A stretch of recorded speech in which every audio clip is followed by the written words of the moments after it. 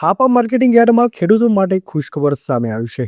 શિયાળાની સિઝન શરૂ થતાં જ સાથે નવા જીરુની આવક માર્કેટિંગ યાર્ડમાં નોંધાઈ ગઈ છે.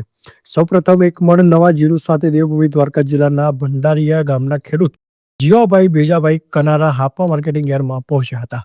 જ્યાં નવા જીરુનો એક મણનો મુહૂર્તના સોદા રૂપે ₹25,525 જેટલો ભાવ જોવા મળ્યો છે.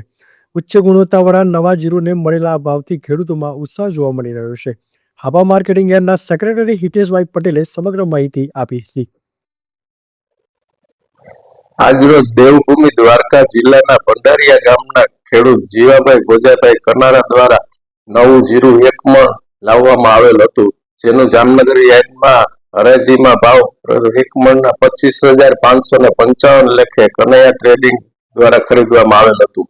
આ નવા સિઝનનું પ્રથમ જીરું આવેલ છે અને તેના મુહૂર્તના સોદાના ભાવ રૂપે અને ખૂબ ઓછા જથ્થામાં, એટલે કે એક જ મણ જીરુનો જથ્થો હતો, એટલે મુહૂર્તના સોદાના ભાવ સોદો પડ્યો છે તેના ભાવ વેપારીઓ દ્વારા 25,555 સુધી હરાજીમાં લેવામાં આવેલ હતું.